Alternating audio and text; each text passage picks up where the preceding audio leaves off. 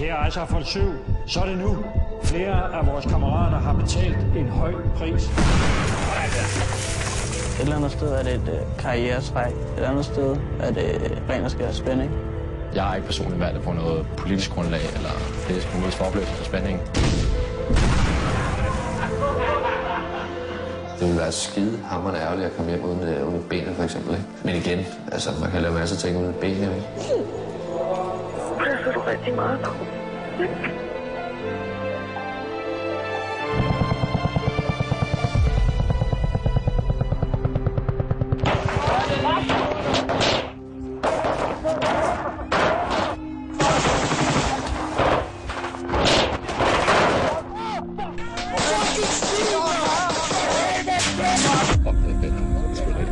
Det er noget, vi sen glemmer det der i hvert fald, og fuck det fedt. Kommer op, så lå det bare 4 stykker af rettet derovre.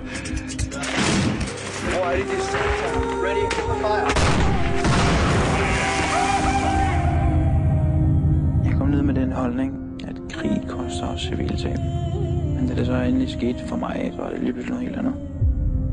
Altså, kan man virkelig leve i sådan en lille lukket verden, så det der, du ser i TV-avisen hver dag med tusinder af mennesker, der dør hele tiden, så kan den ikke røre mig, at der dør en pige hernede. Lad os i respekt minde vores 3 kammerater. Øjensynligt er der nogen, der har ringet hjem og fortalt, at vi har likvideret sårede talibanere. Er der nogen, der mener, det er det, vi har gjort? Vi har pligt til at fortsætte ufortøvet, når nationen nu engang har udstukket den politiske linje, som den har.